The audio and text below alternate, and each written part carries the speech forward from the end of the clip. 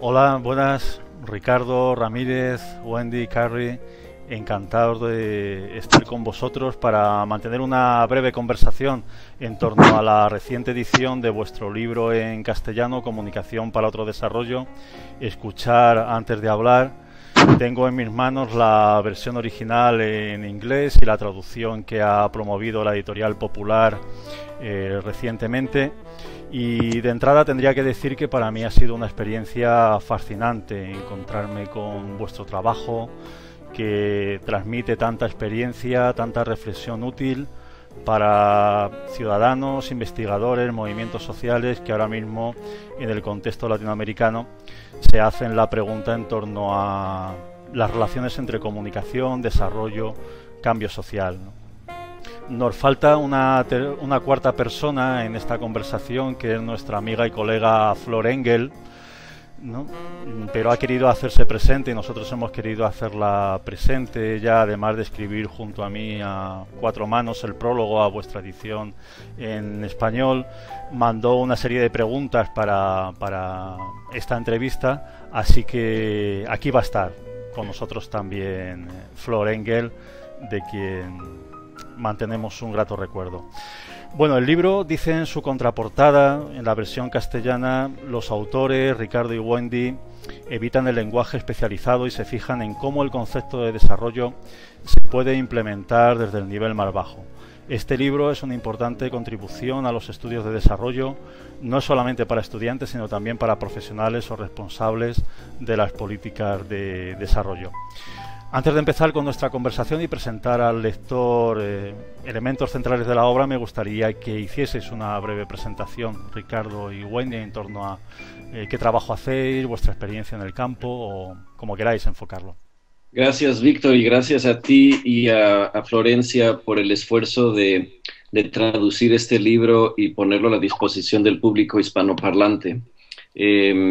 Para darles un poco de antecedentes, Wendy lleva más de 30 años, calculamos 35, trabajando en el sector de la comunicación y el desarrollo. Trabajó inicialmente con Radio Sutatensa en Colombia en los años 70, cuando venía de trabajar con la CBC, la Corporación Canadiense de Radio y Televisión. Trabajó después en la India con Sendit. Trabajó con Cooperación Canadiense, con SIDA Canadá cuando todavía existía, con el Banco Mundial. Trabajó en Ghana, en India, en Bangladesh, más recientemente en Pakistán y en Afganistán. Lleva muchos años tratando de salir de esta zona gris que llamamos en el libro lo que es la burocracia de la industria del desarrollo. Wendy y yo nos conocimos hace muchos años a raíz de una reunión que se celebró en Suecia y en Canadá, gracias a la Fundación Dag Hammarskjöld, que era un taller que reunía el trabajo de comunicación para desarrollo comunitario, establecido por uno de nuestros líderes en el tema, que era Andreas Fuglesang. En el caso mío, soy mexicano, agrónomo, trabajé mucho en desarrollo de pequeña producción en México y en Colombia. Luego trabajé en la FAO 6 años con la Unidad de Comunicación para el Desarrollo, donde todavía tenemos muy queridos colegas. Luego trabajé en Holanda también con proyectos de comunicación en apoyo a agricultura. Y posteriormente volví a vivir en Canadá, donde llevo 17 años, trabajando más que nada con lo que es comunicación en apoyo a proyectos de alimentación, de desarrollo rural en zona remota, como investigador independiente, como profesional. Entonces, ambos, Wendy y yo, escribimos este libro desde el punto de vista de profesionales. Ambos hemos trabajado en el sector académico brevemente, pero nos consideramos más que nada personas que practican la comunicación a nivel profesional.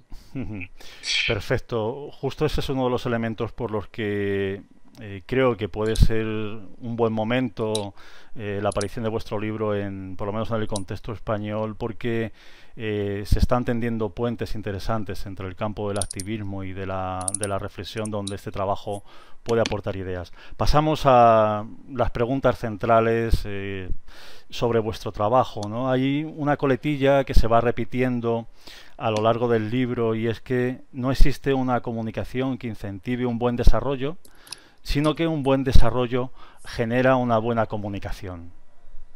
No, a mí me ha hecho pensar mucho esa pregunta, entonces os diría a ti, Ricardo, y a Wendy, hablarnos un poco de cómo llegáis a esa idea, a partir de qué experiencias, reflexiones, bueno, contadnos. Eh, Wendy y yo durante muchos años fomentamos, de hecho, a través de la FAO y otras organizaciones, escribimos libros y presentaciones tratando de justificar la importancia de la comunicación y tratando de usar esa justificación para crear presión sobre los decisores del desarrollo, de incorporar más los espacios de comunicación. Sin embargo, sentimos que no cambió nada, que la industria del desarrollo seguía a su paso con sus metas a corto plazo, y nos dimos cuenta a la hora de empezar a preparar este libro de que en realidad habíamos encontrado una serie de ejemplos que ilustramos en el libro, en que sí había una comunicación excelente, una comunicación donde se escuchaba, la comunicación no era equivalente a la información masiva. Pero eso sucedía a pesar del desarrollo. Y a pesar de que existen años y cantidad de libros que detallan experiencias de este tipo, eso no cambiaba las políticas de desarrollo. Y más bien empezamos a enfocar el libro al revés, diciendo que la comunicación válida, la comunicación multidireccional, participativa, florecía cuando las condiciones eran propicias y al revés no sucedía. Entonces ahí le dimos un poco la vuelta a la moneda, reflexionando sobre nuestra propia experiencia y dándonos cuenta que habíamos estado fomentando algo que parecía que no funcionaba. Entonces la idea de que hay que cambiar el concepto de desarrollo, porque dentro de un concepto de desarrollo más amplio existe la comunicación y ella conlleva a cambios fundamentales, fue como que el parámetro principal que nos dimos cuenta a la hora de desarrollar el libro, que estábamos pensando de una forma diferente antes. Entonces era una autocrítica nuestra también. Muy bien, bueno, hay que decir a las personas que nos escuchen que Wendy, aunque tiene un conocimiento del castellano, pero tiene también ciertas dificultades, así que Ricardo está viendo online mensajes que manda Wendy, y Wendy, cuando le apetezca y se atreva, hablará también directamente de viva voz, ¿no? Así que no sé si sobre esta cuestión concretamente, Wendy, ¿te apetece aportar algo o si ha llegado algún mensaje, Ricardo? El mensaje era que estuvo brevemente sin conexión, pero ahorita está entrando algo. No, seguimos. Bueno, continuamos entonces. Hay una segunda cuestión, un apartado del libro que habla sobre los campeones, a los que hacía referencia ahora Ricardo en su contestación, y sus aportaciones al campo, ¿no? Podríamos hablar con más detalle, destacar 2, 3 campeones, pioneros, a título personal o colectivo, experiencias en las que habéis encontrado ese punto de inflexión para pensar cuál puede ser la referencia para una comunicación que de verdad lleve a otro desarrollo, a un cambio social. Bueno. No sé si la palabra campeones en castellano se traduce igual que en inglés, pero para nosotros el término se refiere a unos Don Quijotes de la comunicación, unas personas tercas con unos principios muy fundamentados que a menudo, en contraste con nosotros, se quedan en un sitio y batallan y bregan y hacen lo posible por cambiar el contexto. Y cada vez que encontrábamos ejemplos de personas que habían usado la comunicación, sus procesos y sus métodos para una transformación genuina, nos damos cuenta que existían estos individuos que sin ellos no sucedía este cambio, y además que en su gran mayoría desempeñaban su trabajo a pesar de las condiciones de su empleo, ya fuera un jesuita en Calcuta, ya fuera Don Snowden trabajando en el norte de Canadá, ya fuera Manuel Calvelo Ríos en América Latina con la FAO. En cada caso buscaban cómo desarrollar un trabajo genuino y no siempre con el apoyo de una institución. En el caso de la FAO, Manuel Calvelo sí tuvo un apoyo muy fuerte de la FAO. En otros casos batallaron a pesar de las instituciones. En muchos casos ellos tenían un apego por lo que era una comunicación para un desarrollo comunitario y no eran burócratas, trabajaban de una forma muy arraigada y los admiramos. Y nos dimos cuenta que la institucionalidad de la comunicación dentro de lo que es la industria del desarrollo ignora ese aspecto. Tratan de buscar personas de forma neutral, con términos de referencia, pero se olvidan de que son estas personas que tienen ese compromiso. Y es un compromiso muy apegado a los principios de lo que la Dag Hammarskjöld fomentó en los 70s, que era otra comunicación o otro desarrollo, en realidad se llamaba otro desarrollo, eran unos principios muy basados en Freire, en educación de adultos, en control comunitario, en emancipamiento, en reducir la inequidad, en mantener el medio ambiente. Estos campeones como que manejaban eso, lo tenían ya en la sangre. Entonces en el libro celebramos dos tipos de campeones. Aquellos que lo hicieron hace muchos años con los métodos de antaño y los actuales. Y uno de los resúmenes que me recuerda Wendy es que una de las cosas que ellos todos sabían hacer muy bien era que usaban los medios y los procesos de comunicación para escuchar. Y de ahí viene el subtítulo del libro. Muy bien, muy bien. Yo creo que aporta claves bien interesantes y justo esta idea de estos pioneros, estos Don Quijotes que trabajan a veces en contra de la inercia institucional, nos lleva a una tercera idea que a mí igualmente me parece fascinante y me ha hecho pensar mucho, que es el trabajo en las zonas grises, ¿no?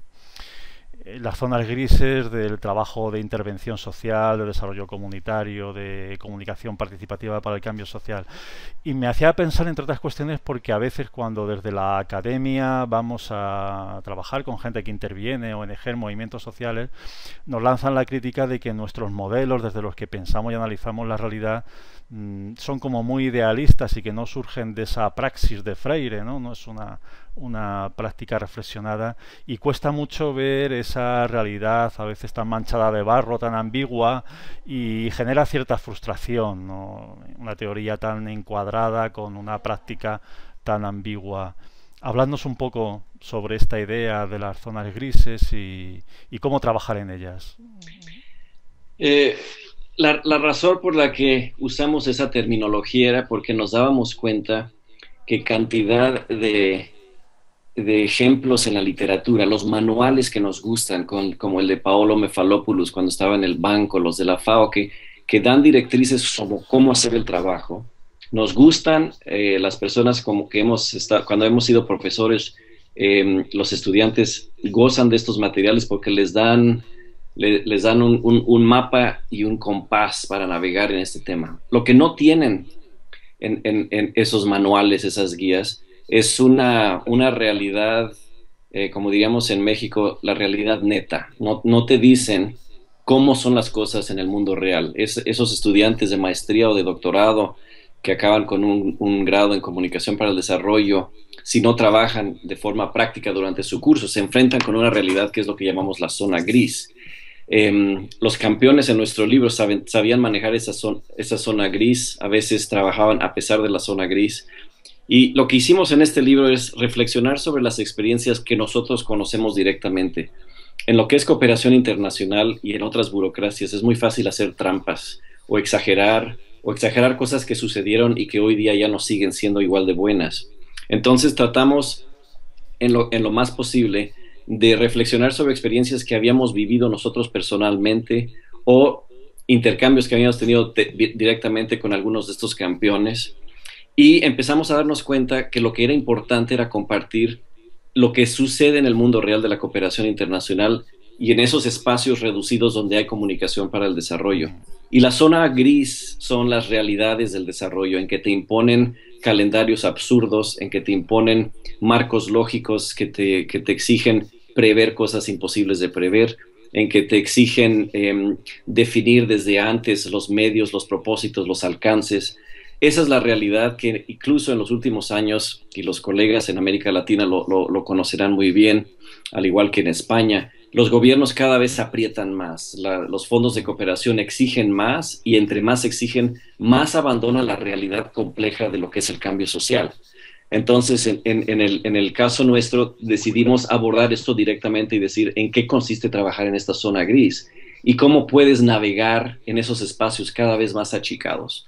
Quizás desde que terminamos el libro hemos sentido que esas zonas grises son aún más oscuras y estamos cada vez buscando más espacios donde se pueda de una forma legítima encontrar un poquito de espacio para ser parte de ese trabajo bien hecho. Porque como decías, Víctor, lo que es hacer comunicación participativa exige tiempo, paciencia, actitudes de escuchar y eso cada vez hay menos. Entonces, en el libro tratamos de abordar eso, pero ojo, no damos recomendaciones más que para nosotros mismos de cómo navegarlo, porque no nos sentimos en condiciones de recomendarle a otros cómo navegar esto, pero sí nos hemos puesto ciertas directrices que hemos estado usando desde que produjimos el libro. Perfecto, perfecto, Ricardo y Wendy. Muchas gracias por vuestra intervención en esta primera parte. Recordar de nuevo el texto en el que estamos basando la entrevista, Comunicación para otro desarrollo, escuchar antes de hablar, Ricardo Ramírez, Wendy Carry, Editorial Popular.